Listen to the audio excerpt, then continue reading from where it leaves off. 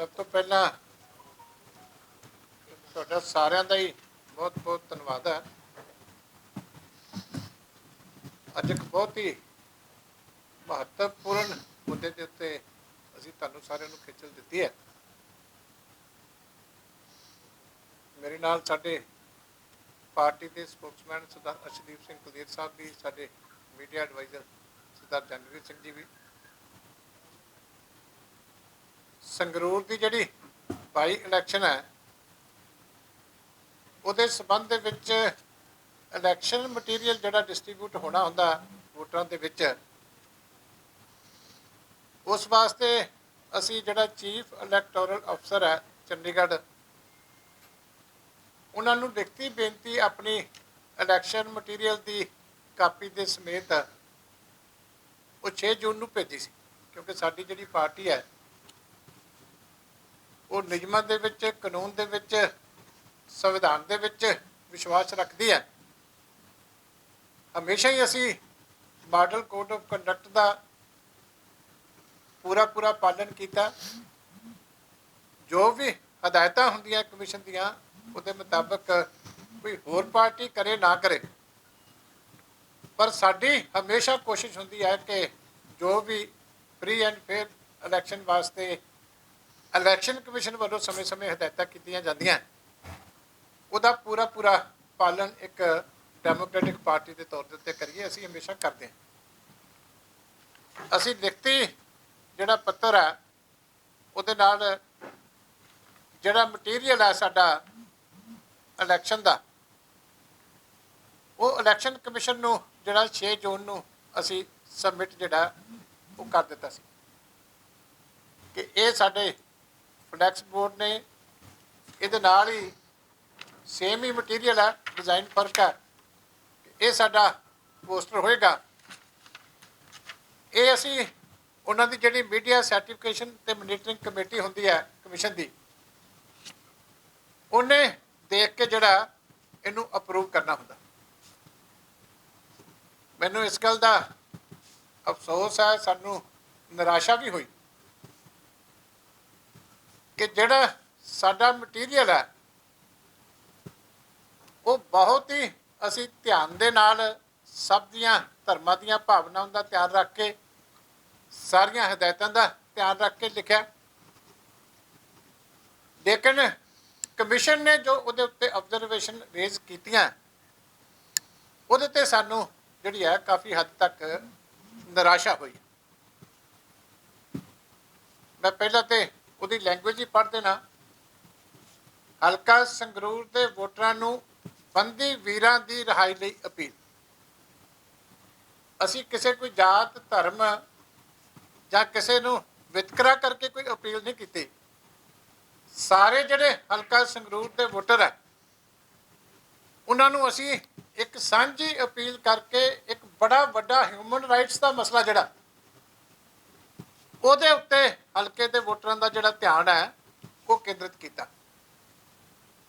25 ਸਾਲ, 30 ਸਾਲ, 32 ਸਾਲਾਂ ਤੋਂ ਜੇਲ੍ਹ ਵਿੱਚ ਬੰਦ ਮੇਰੇ ਬੰਦੀ ਵੀਰਾਂ ਨੂੰ ਰਿਹਾ ਕਰਵਾਓ।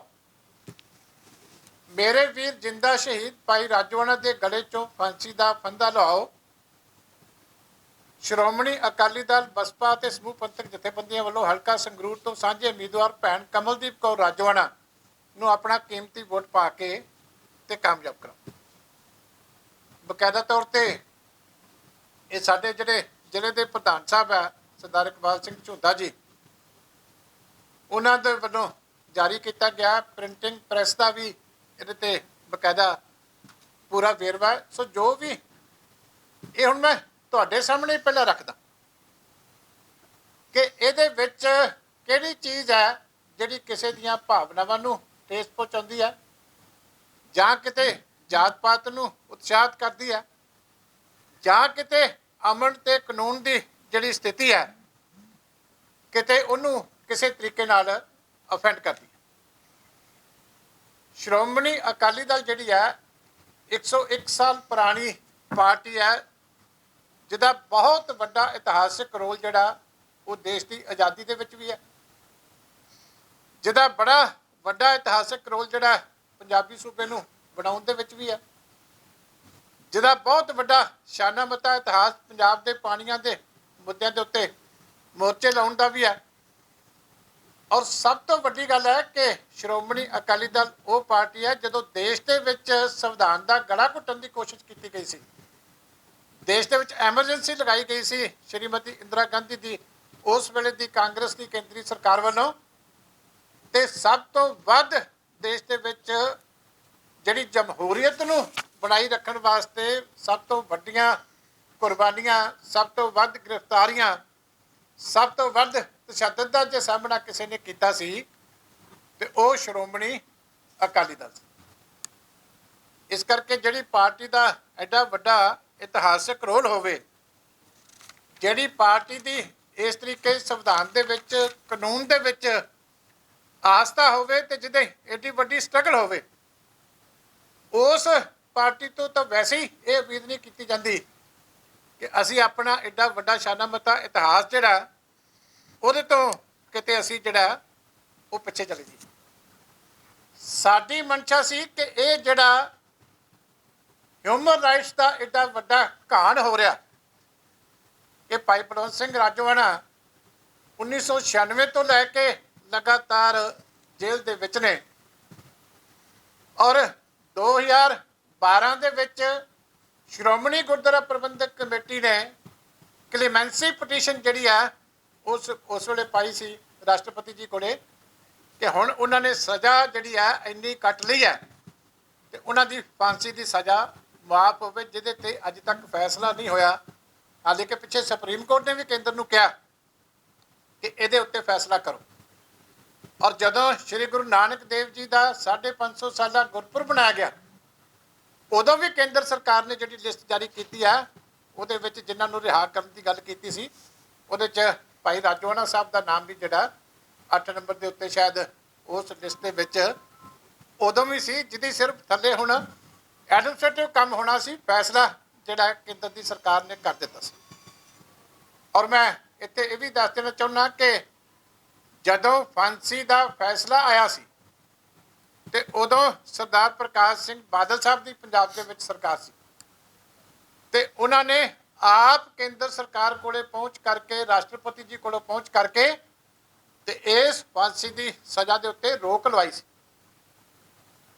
ਕਿਉਂਕਿ ਬਤੌਰ ਸਰਕਾਰ ਵੀ ਸਾਡੀ ਉਸ ਵੇਲੇ ਡਿਊਟੀ ਬਣਦੀ ਸੀ ਕਿ ਇੰਨੇ ਸਾਲਾਂ ਬਾਅਦ ਜੇ ਹੁਣ ਫਾਂਸੀ ਲਗਾਈ ਜਾਂਦੀ ਹੈ ਤਾਂ ਇਹ ਬਹੁਤ ਵੱਡਾ ਮਨੁੱਖੀ ਅਧਿਕਾਰਾਂ ਦਾ ਘਾਣ ਹੋਵੇਗਾ। ਇਸ ਕਰਕੇ ਅਸੀਂ ਕਿਹਾ ਸੀ ਕਿ ਹੁਣ ਇੰਨੀ ਸਜ਼ਾ ਕੱਟ ਲਈ ਹੈ ਤੇ ਹੁਣ ਤਾਂ ਸਾਰੀਆਂ ਲਿਮਿਟਸ ਕ੍ਰਾਸ ਹੋ ਗਈਆਂ, ਹੁਣ ਤਾਂ 27 ਸਾਲ ਕੱਟ ਲਏ। ਜਿਹੜੇ ਦੂਜੇ ਬੰਦੀ ਸਿੰਘ ਵੀਰ ਹੈ ਉਹਨਾਂ ਨੇ ਕਿਸੇ ਨੇ 30 32 ਸਾਲ ਕੱਟ ਲਈ, ਕਿਸੇ ਨੇ 26 ਸਾਲ ਕੱਟ ਲਈ। ਇਸ ਲਈ ਸਾਡੇ ਕੋਲੋਂ ਜਦੋਂ ਹੋਰ ਕੋਈ ਚਾਰਾ ਨਹੀਂ ਹੈ ਤੇ ਜਿਹੜੀ ਪਬਲਿਕ ਹੈ ਇਹ ਸਾਡੀ ਡੈਮੋਕ੍ਰੇਸੀ ਦੇ ਵਿੱਚ ਸੁਪਰੀਮ ਹੈ।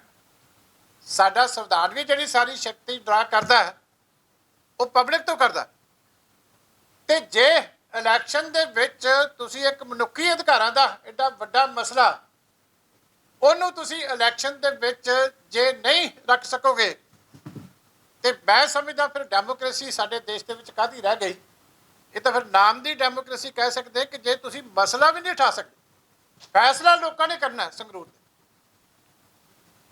ਲੇਕਿਨ ਇਹ ਪਹਿਲੀ ਵਾਰੀ ਨਹੀਂ ਹੈ। ਜਦੋਂ ਸਰਦਾਰ ਸਿਮਰਨਜੀਤ ਸਿੰਘ ਮਾਨ 1999 ਦੇ ਵਿੱਚ ਜੇਲ੍ਹ ਦੇ ਵਿੱਚ ਸਨ, ਉਦੋਂ ਵੀ ਇਹ ਮਸਲਾ ਜਿਹੜਾ ਉਠਾਇਆ ਗਿਆ ਸੀ ਕਿ ਉਹਨਾਂ ਦੇ ਨਾਲ ਜ਼ਿਆਦਤੀ ਹੋਈ ਹੈ ਔਰ ਉਹਨਾਂ ਨੂੰ ਪਾਰਲੀਮੈਂਟ ਦਾ ਮੈਂਬਰ ਬਣਾਇਆ। ਹਾਲੇ ਕਿ ਉਹਨਾਂ ਦੇ ਆਪ ਤੇ ਕੇਸ ਦਰਜ ਸੀ, ਲੇਕਿਨ ਜਨਤਾ ਨੇ ਫੈਸਲਾ ਕੀਤਾ ਤੇ ਉਹ ਜੇਲ੍ਹ ਚੋਂ ਬਾਹਰ ਹੈ।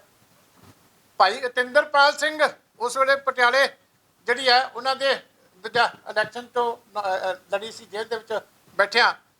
ਮੈਨੂੰ ਯਾਦ ਹੈ ਉਹਨਾਂ ਦੇ ਮਾਤਾ ਜੀ ਤੇ ਪਰਿਵਾਰ ਦੇ ਮੈਂਬਰ ਜੰਦਰਾ ਕੁੰਜੀ ਉਹਨਾਂ ਦਾ ਜਿਹੜਾ ਚੋਣ ਨਿਸ਼ਾਨ ਸੀ, ਤੇ ਪਬਲਿਕ ਨੂੰ ਜਾ ਕੇ ਇਹ ਕਿਹਾ ਜਾਂਦਾ ਸੀ ਕਿ ਜੇਲ੍ਹ ਨੂੰ ਜੰਦਰਾ ਲੱਗਿਆ, ਚਾਬੀ ਤੁਹਾਡੇ ਕੋਲ ਹੈ, ਤੁਸੀਂ ਖੋਲ੍ਹ ਦਿਓਗੇ ਤੇ ਉਹ ਬਾਹਰ ਆ ਜਾਣਗੇ। ਤੇ ਤੁਹਾਡੇ ਸਾਹਮਣੇ ਬਾਹਰ ਆਏ, ਲੋਕਾਂ ਦੇ ਫੈਸਲੇ ਦਾ ਸਤਿਕਾਰ ਹੋਇਆ। ਔਰ ਇੱਥੇ ਭਾਈ ਰਾਜੋਆਣਾ ਸਾਹਿਬ ਆਪ ਨਹੀਂ ਲੜ ਰਹੇ, ਉਹਨਾਂ ਦੀ ਭੈਣ ਜਿਹੜੀ ਹੈ ਉਹ ਇਹ ਲੋਕਾਂ ਦੇ ਵਿੱਚ ਜਾ ਕੇ ਫਰਿਆਦ ਕਰ ਰਹੀ ਹੈ ਕਿ ਇਹ ਸਾਡੇ ਜਿਹੜੇ ਭਰਾ ਸਾਰੇ ਵੀਰ ਸਾਡੇ ਆ, ਇਹਨਾਂ ਨੇ ਇੰਨੀਆਂ ਸਜ਼ਾਵਾਂ ਭੁਗਤ ਲਈਆਂ ਤੇ ਹੁਣ ਜਿਹੜਾ ਇਹਨਾਂ ਨੂੰ ਰਿਹਾ ਕਰਨ ਵਾਸਤੇ ਮੇਰਾ ਸਾਥ ਦਿਓ, ਆਵਾਜ਼ ਇਕੱਠੇ ਹੋ ਕੇ ਉਠਾਈਏ ਤੇ ਇਹ ਜਿਹੜਾ ਮਨੁੱਖੀ ਅਧਿਕਾਰਾਂ ਦਾ ਮਸਲਾ ਹੈ, ਹੁਣ ਇਹ ਜਿਹੜਾ ਇਸ ਇਲੈਕਸ਼ਨ ਦੇ ਵਿੱਚ ਇਹਦਾ ਹੱਲ ਕੱਢੀਏ। ਉਹਨਾਂ ਨੇ ਸਾਫ਼ ਕਿਹਾ ਕਿ ਸਿਰਫ ਸੀਮਿਤ ਸਮੇਂ ਵਾਸਤੇ ਇਲੈਕਸ਼ਨ ਹੈ, 1.5 ਸਾਲ ਵਾਸਤੇ, ਕਿ 1.5 ਸਾਲ ਬਾਅਦ ਕੋਈ ਲੜ ਲਵੇ। ਪਰ ਆਓ ਇੱਕ ਮੈਸੇਜ ਦਈਏ ਇਹ ਸੰਗਰੂਰ ਦੀ ਧਰਤੀ ਦੇ ਉੱਤੋਂ ਕਿ ਇਹ ਵੱਡਾ ਮੁੱਦਾ ਮਨੁੱਖੀ ਅਧਿਕਾਰਾਂ ਦਾ ਉਲੰਘਣ ਹੋ ਰਿਹਾ। ਇੰਨੇ ਨੇ ਸਾਲਾਂ ਵਿੱਚ ਜੇਲ੍ਹਾਂ ਵਿੱਚ ਉਹਨਾਂ ਨੂੰ ਬੰਦ ਕੀਤਾ ਹੋਇਆ। ਇਹਦੇ ਨਾਲ ਗਲਤ ਸੰਦੇਸ਼ ਇੱਕ ਦੁਨੀਆ ਨੂੰ ਜਾ ਰਿਹਾ। ਹੁਣ ਤਾਂ ਵੈਸੇ ਵੀ ਕਿੰਨੇ ਦੇਸ਼ਾਂ ਦੇ ਵਿੱਚ, ਬਹੁਤ ਸਾਰੇ ਦੇਸ਼ਾਂ ਦੇ ਵਿੱਚ ਫਾਂਸੀ ਦੀ ਸਜ਼ਾ ਵੈਸੇ ਹੀ ਖਤਮ ਕਰ ਦਿੱਤੀ ਉਹਨਾਂ ਨੇ, ਕਿ ਇਹਨੂੰ ਇਨਹਿਊਮਨ ਕਹਿ ਕੇ, ਤੇ ਇਹਦੇ ਤੋਂ ਜਿਹੜਾ ਕਿੰਨੇ ਦੇਸ਼ਾਂ ਨੇ ਛੁਟਕਾਰਾ ਹੀ ਕਰ ਲਿਆ। ਤੇ ਸਜ਼ਾ ਇੰਨੀ ਭੁਗਤ ਲਈ ਕਿ 2 ਉਮਰ ਕੈਦਾਂ ਤੋਂ ਵੱਧ ਸਜ਼ਾ ਭੁਗਤ ਲਈ। ਇਸ ਕਰਕੇ ਮੈਂ ਇਲੈਕਸ਼ਨ ਕਮਿਸ਼ਨ ਨੂੰ ਬੇਨਤੀ ਕਰਦਾ ਕਿ ਮੇਰਾ ਖਿਆਲ ਉਹ ਜਿਹੜੀ ਸਾਡੀ ਭਾਵਨਾ ਹੈ ਉਹਨੂੰ ਐਪਰੀਸ਼ੀਏਟ ਨਹੀਂ ਕਰ ਪਾਈ।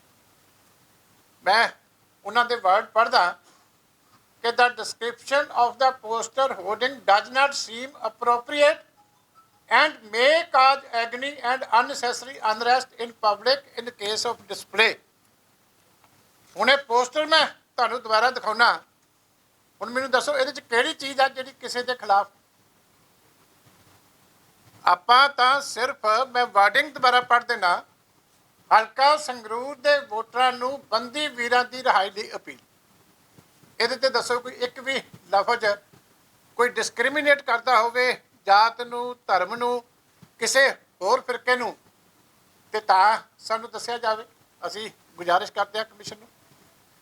25 ਸਾਲ 30 ਸਾਲ 32 ਸਾਲ ਤੋਂ ਜੇਲ੍ਹ ਵਿੱਚ ਬੰਦ ਮੇਰੇ ਬੰਦੀ ਵੀਰਾਂ ਨੂੰ, ਉਹਨਾਂ ਤਾਂ ਵੀਰ ਲਫ਼ਜ਼ ਯੂਜ਼ ਕੀਤਾ ਕਿਉਂਕਿ ਭੈਣ ਇਲੈਕਸ਼ਨ ਲੜ ਰਹੀ ਹੈ, ਉਹਦੇ ਸੈਂਟੀਮੈਂਟ ਆ, ਤੇ ਵੀਰ 'ਚ ਤਾਂ ਸਾਰੇ ਹੀ ਆ ਜਾਂਦੇ ਆ, ਕੋਈ ਇਹਦੇ 'ਚ ਧਰਮ ਨਹੀਂ ਆਉਂਦਾ, ਕੋਈ ਹੋਰ ਨਹੀਂ ਆਉਂਦਾ।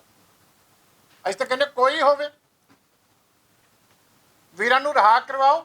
ਮੇਰੇ ਵੀਰ ਜਿੰਦਾ ਸ਼ਹੀਦ ਭਾਈ ਰਾਜੋਆਣਾ ਦੇ ਗਲੇ 'ਚੋਂ ਫਾਂਸੀ ਦਾ ਫੰਦਾ ਲਓ। ਦੱਸੋ ਇਹ ਕਿਹਦੇ ਖਿਲਾਫ? ਇੱਕ ਵੀ ਲਫ਼ਜ਼ ਪੋਸਟਰ ਦਾ ਜਿਹੜਾ ਕਿਸੇ ਦੇ ਖਿਲਾਫ ਹੋਵੇ, ਮੈਂ ਤੁਹਾਨੂੰ ਵੀ ਬੇਨਤੀ ਕਰਦਾ ਤੁਸੀਂ ਜ਼ਰੂਰ ਦੱਸੋ, ਕਿਉਂਕਿ ਆਪਣੀ ਮੰਗ ਕਰਨੀ, ਇਨਸਾਫ ਦੀ ਮੰਗ ਕਰਨੀ, ਮਨੁੱਖੀ ਅਧਿਕਾਰਾਂ ਨੂੰ ਦੇਸ਼ ਦੇ ਵਿੱਚ ਲਾਗੂ ਕਰਨ ਦੀ ਮੰਗ ਕਰਨੀ, ਜੇ ਇਹ ਵੀ ਮੈਂ ਸਮਝਦਾ ਗੁਨਾਹ ਆ, ਤੇ ਫਿਰ ਤੇ ਮੈਂ ਸਮਝਦਾ ਡੈਮੋਕ੍ਰੇਸੀ ਫਿਰ ਸਾਡੀ ਕੋਈ ਰਹਿ ਨਹੀਂ ਜਾਂਦੀ। ਕਿਉਂਕਿ ਫਰੀडम ਆਫ ਐਕਸਪ੍ਰੈਸ਼ਨ ਕਿੱਥੇ ਗਈ? ਫਰੀडम ਆਫ ਸਪੀਚ ਕਿੱਥੇ ਗਈ?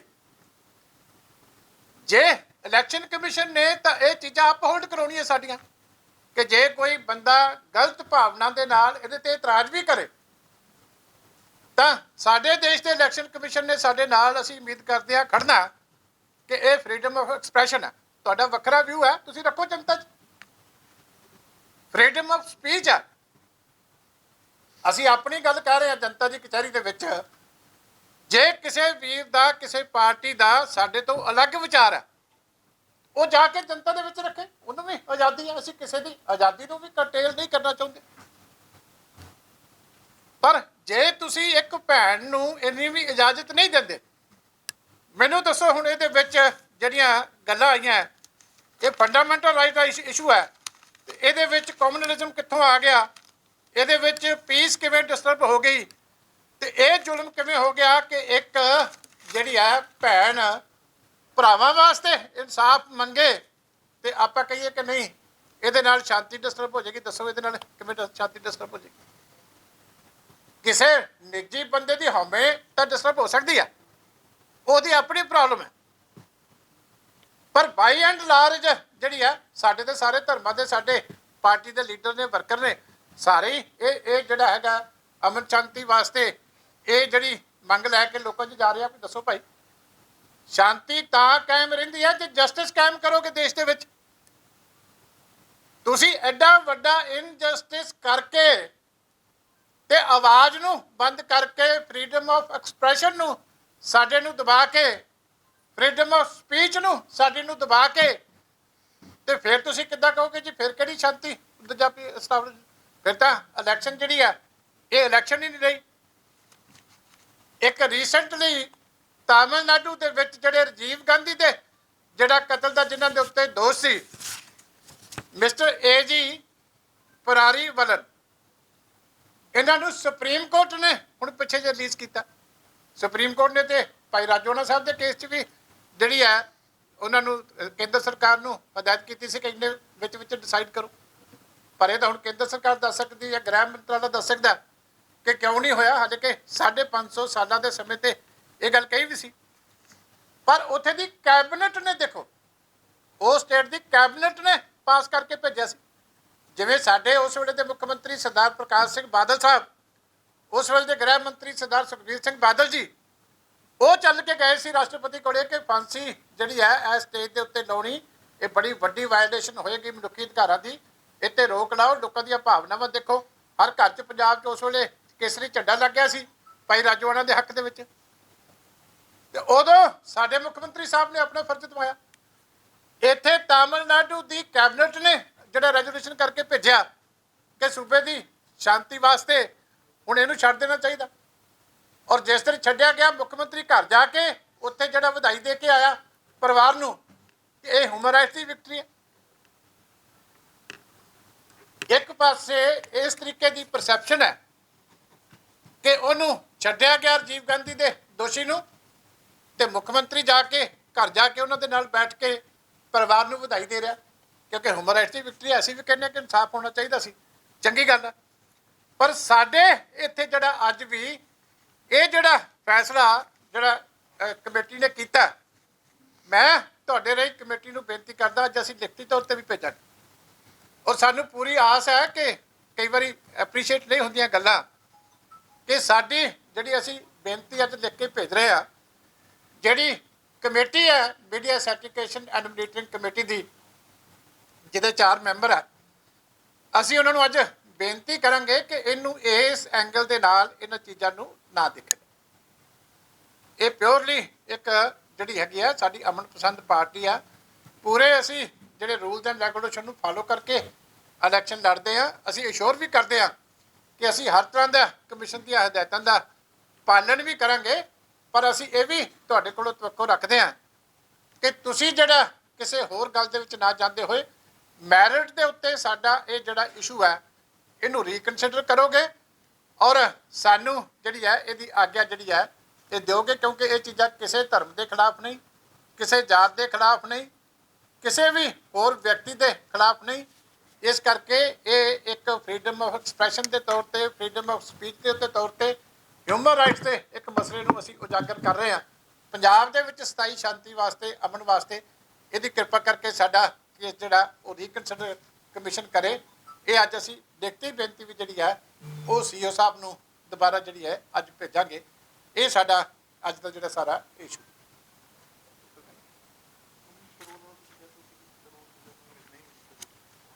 हाँ देखो, गल यह है कि ये एडा वड्डा गंभीर मसला कि परोल नहीं एक दिन मिली। अर्शदीप कलेर होरां ने मैनूं याद कराया कि बाप दे भोग वास्ते भी कोर्ट चों जाके 1 घंटे की आग्या मिली, लड़ाई लड़नी पई उहदे वास्ते सानूं श्रोमणी अकाली दल नूं, ते बिना परोल तो इन्ने साल बंदा अंदर होवे ते उहदी गल लोकां च करो ते असीं इहनूं कहीए ये किसी के खिलाफ है। इस करके मैं कमीशन नूं पुरजोर बेनती करदा कि साडे नाल इंसाफ किया जाए, इनू रीकनसिडर किया जाए, इनू प्रवानगी दी जाए। कोई तुहाडा सवाल है तो जरूर।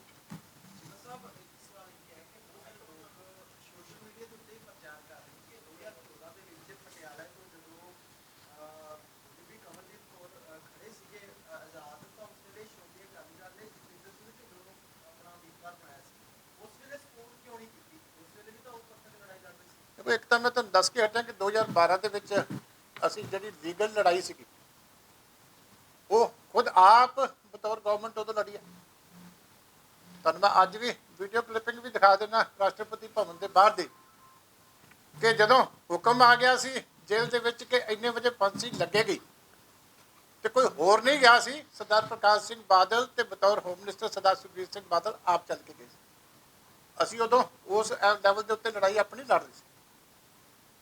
ये हुण उस तो 10 साल का समय बीत गया वध, और पिछे श्री अकाल तख्त साहब के उत्ते भी ये मुद्दा जो उठा तो सिंह साहब ने एक सांझी कोशिश वास्ते सारिया पार्टियां नूं कहा, श्रोमणी गुरुद्वारा प्रबंधक कमेटी नूं हदायत हुई कि एक चाराजोई जिहड़ी है लीगल तरीके दे नाल इकट्ठे होकर करो।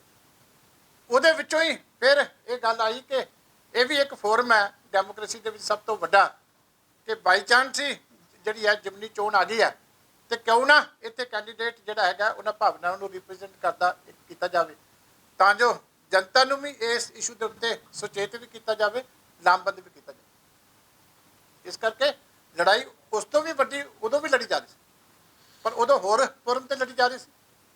ਉਦੋਂ ਬਤੌਰ ਸਰਕਾਰ ਅਸੀਂ ਜ਼ਿੰਮੇਵਾਰੀ ਨਾਲ ਲੜਾਈ ਲੜ ਰਹੇ ਸੀ।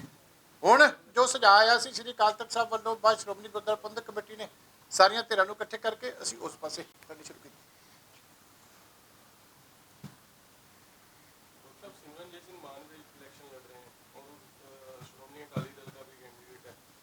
बात यही करते हैं कि बंदी सिंहों को लेकर के आवाज उठाना, तो आपको नहीं लगता कि एक होकर के चुनाव लड़ना चाहिए? नहीं, ਅਸੀਂ ਉਹਨਾਂ ਕੋਲ ਚੱਲ ਕੇ ਗਏ ਸੀ, ਸਾਡੇ ਪ੍ਰਧਾਨ ਸਾਹਿਬ ਵੀ ਗਏ ਸੀ, ਸਾਡੀ ਪਾਰਟੀ ਦੀ ਸੀਨੀਅਰ ਲੀਡਰਸ਼ਿਪ ਵੀ ਗਈ ਸੀ, ਕੈਂਡੀਡੇਟ ਨੇ ਵੀ ਤੁਸੀਂ ਦੇਖਿਆ ਹੋਣਾ ਵਾਰ-ਵਾਰ ਇੱਕ ਬਜ਼ੁਰਗ ਹੋਣ ਦੇ ਨਾਤੇ ਅਸੀਂ ਉਹਨਾਂ ਦਾ ਸਨਮਾਨ ਕਰਦੇ। ਇੱਥੋਂ ਤੱਕ ਵੀ ਕਿਹਾ ਸੀ ਕਿ ਸਿਰਫ 1.5 ਸਾਲ ਦੀ ਗੱਲ ਹੈ, ਕਿਉਂਕਿ ਬਾਈ ਇਲੈਕਸ਼ਨ ਹੈ। ਇਸ ਤੋਂ ਬਾਅਦ 2024 ਦੇ ਵਿੱਚ ਰੈਗੂਲਰ ਪਾਰਲੀਮੈਂਟ ਦੀ ਇਲੈਕਸ਼ਨ ਹੋਣੀ ਹੈ, ਬੇਸ਼ੱਕ ਉਦੋਂ ਉਹ ਲੜਨ, ਇਹ ਵੀ ਆਫਰ ਹੋਈ ਸੀ। ਪਰ ਹੁਣ ਇਸ ਵੇਲੇ ਜਿਹੜਾ ਇਸ਼ੂ ਹੈ ਇਹਦੇ ਤੇ ਇਹ ਹੁੰਦਾ ਕਿ ਜਿਹਦੇ ਤੇ ਸਾਰੀਆਂ ਧਿਰਾਂ ਸਹਿਮਤ ਹੋਣ। ਹੁਣ ਸਾਰੀਆਂ ਜਥੇਬੰਦੀਆਂ ਨੇ ਬੀਬਾ ਕਮਲਜੀਤ ਕੌਰ ਦੇ ਨਾਂ ਦੇ ਉੱਤੇ ਸਹਿਮਤੀ ਜਿਹੜੀ ਦਿੱਤੀ ਹੈ, ਅਸੀਂ ਤਾਂ ਆਸ ਕਰਦੇ ਸੀ ਕਿ ਉਹ ਵੀ ਦੇ ਦੇਣ। ਅੱਜ ਵੀ ਅਸੀਂ ਤਾਂ ਬੇਨਤੀ ਕਰਦੇ ਹਾਂ ਉਹ ਜ਼ਰੂਰ ਦੇਣ, ਅਸੀਂ ਉਹਨਾਂ ਦਾ ਸਤਿਕਾਰ ਕਰਦੇ ਹਾਂ। ਇੱਥੇ ਚੱਲ ਕੇ ਗਏ ਸੀ, ਉਹਨਾਂ ਦੇ ਘਰ ਚੱਲ ਕੇ ਗਏ ਸੀ।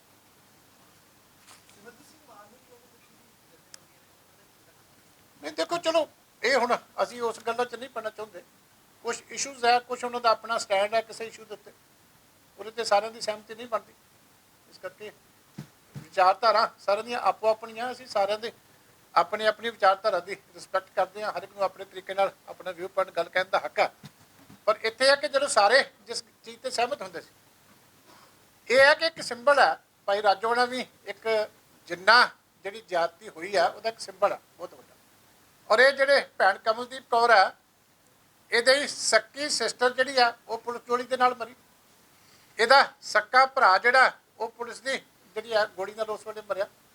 ਔਰ ਇਹਦਾ ਘਰ ਜਿਹੜਾ ਉਹ ਤੁਸੀਂ ਦੇਖਿਆ, ਸਾਰੇ ਚੈਨਲ ਨੇ ਦਿਖਾਇਆ ਕਿ ਕੀ ਹਾਲਤ ਹੈ। ਘਰਾਂ ਦੇ ਵਿੱਚ ਘਾਹ ਹੋ ਗਿਆ ਹੋਇਆ, ਉਦੋਂ ਦੇ ਦਰਵਾਜ਼ੇ ਬੰਦ ਆ, ਐਡਾ ਵੱਡਾ ਘਰ ਸੀ, ਉਹ ਘਰ ਬਰਬਾਦ ਹੋ ਗਿਆ।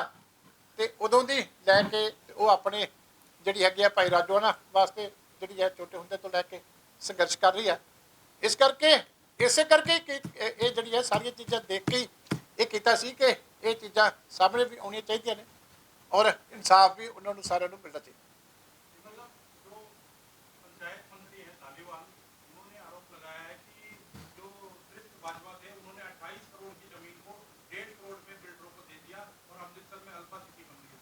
ਦੇਖੋ, ਇੱਕ ਦੋਸ਼ ਪੰਚਾਇਤ ਮੰਤਰੀ ਦੇ ਉੱਤੇ ਵੀ ਲੱਗ ਰਿਹਾ ਕਿ ਕੋਈ ਜ਼ਮੀਨ ਅੰਮ੍ਰਿਤਸਰ ਦੇ ਕੋਲ ਹੈ, ਉਹ ਵੀ ਕਹਿੰਦੇ ਬਹੁਤ ਮਹਿੰਗੀ ਸੀ ਤੇ ਬੜੀ ਜਿਹੜੀ ਹੈਗੀ ਆ ਥੋੜੇ ਰੇਟ 'ਚ ਚਲੇਗੀ।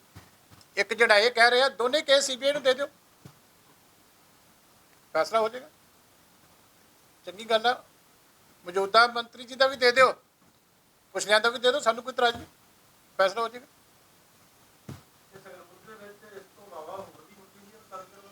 ਨਹੀਂ, ਮਟੀਰੀਅਲ ਤਾਂ ਹੁਣ ਕੋਈ ਬਹੁਤਾ ਜ਼ਿਆਦਾ ਨਹੀਂ, ਇਹ ਉਹਦੀ ਸ਼ੇਪ ਅਲੱਗ ਆ, ਹੋਰਡਿੰਗ ਵੀ ਇਹੀ ਹੈ, ਸਟਿੱਕਰ ਵੀ ਇਹੀ ਹੈ, ਵਾਰਡਿੰਗ ਸੇਮ ਹੈ, ਵਾਰਡਿੰਗ 'ਚ ਕਿਸੇ 'ਚ ਕੋਈ ਫਰਕ ਨਹੀਂ।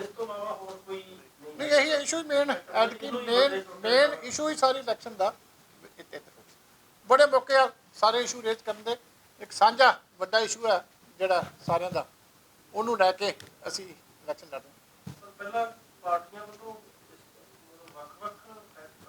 ਨਹੀਂ, ਹੋਰ ਵੀ ਜਥੇਬੰਦੀਆਂ ਆਪੋ ਆਪਣੇ ਪੋਸਟਰ ਵੱਖਰੇ ਵੀ ਜਾਰੀ ਕਰ ਰਹੀਆਂ। ਸਾਡਾ ਪਾਰਟੀ ਦਾ ਜਿਹੜਾ ਉਹਦੇ 'ਚ ਅਸੀਂ ਜਿਹੜੀ ਹੈ ਉਹ ਸਾਂਝਾ ਇਹ ਰੱਖਿਆ। ਕੋਈ ਹੋਰ ਜਿਹੜੀਆਂ ਜਥੇਬੰਦੀਆਂ ਸਪੋਰਟ ਕਰ ਰਹੀਆਂ ਉਹ ਆਪਣੇ ਵੱਲੋਂ ਅਪੀਲ ਕਰਨਗੀਆਂ, ਉਹ ਆਪਣੀ ਕਰ ਵੀ ਰਹੀਆਂ, ਉਹ ਉਹਨਾਂ ਦੇ ਆਪਣੇ ਜਥੇਬੰਦੀ ਦੇ ਬੈਨਰ ਥੱਲੇ ਹੁੰਦੇ। ਇਹਨਾਂ ਨੇ ਜਿਹੜੀ ਸਾਨੂੰ ਲਿਖ ਕੇ ਭੇਜਿਆ ਕਿ ਅਸੀਂ ਇਹਨੂੰ ਅਪਰੂਵ ਨਹੀਂ ਕੀਤਾ, ਅੱਜ ਅਸੀਂ ਇਹਨਾਂ ਨੂੰ ਰੀਕਨਸੀਡਰ ਕਰਨ ਵਾਸਤੇ ਲਿਖ ਕੇ ਭੇਜਾਂ।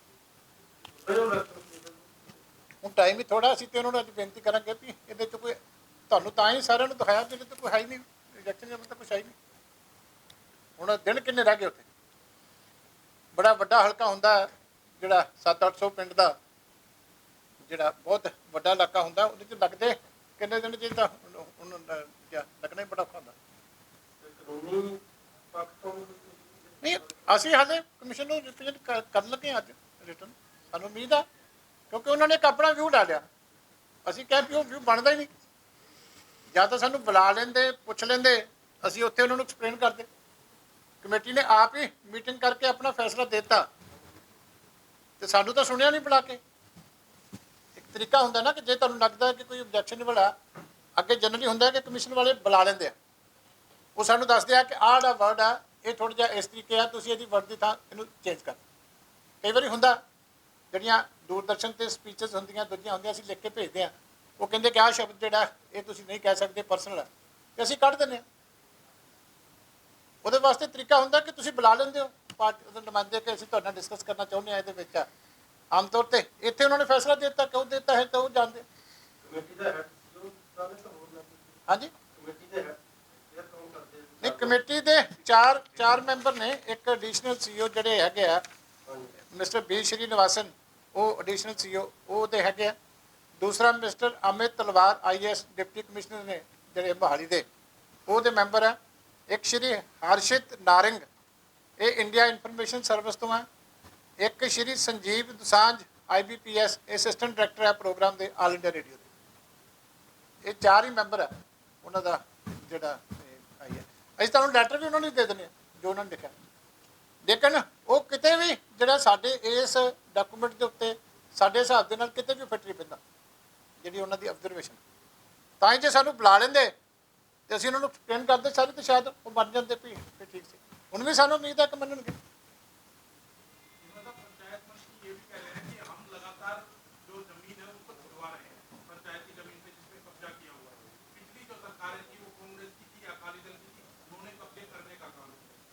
ਦੇਖੋ, ਗੱਲ ਇਹ ਹੈ ਕਿ ਉਹਨਾਂ ਨੂੰ ਕਹੋ ਕਿ ਇੱਕ ਵਾਰੀ ਦੁਬਾਰਾ ਜਾ ਕੇ ਦੇਖੋ, ਜਿੱਥੇ ਜਿੱਥੇ ਛਡਾ ਕੇ ਆਏ ਹੋ ਉੱਥੇ ਦੁਬਾਰਾ ਲੋਕਾਂ ਨੇ ਉੱਥੇ ਫਿਰ ਦੁਬਾਰਾ ਪੁਰਾਣੀ ਸਥਿਤੀ ਬਹਾਲ ਹੋ ਗਈ। ਇਹ ਸਿਰਫ ਖਬਰ ਚਲਾਉਂਦੇ ਆ, ਖਬਰ ਚੱਲਣ ਤੋਂ ਬਾਅਦ ਸ਼ਾਮ ਤੱਕ ਜਦੋਂ ਖਬਰ ਖਤਮ ਹੁੰਦੀ ਆ ਦੁਬਾਰਾ ਅਗਲੇ ਟਰੈਕਟਰ ਲੈ ਕੇ ਵਾਹ ਵੀ ਲੈਂਦੇ ਆ, ਕਿਉਂਕਿ ਸਰਕਾਰ ਧੱਕਾ ਕਰ ਰਹੀ ਹੈ। ਪਹਿਲਾਂ ਡਾਕੂਮੈਂਟ ਵੀ ਲੋਕਾਂ ਦੇ ਨਹੀਂ ਦੇਖਦੇ।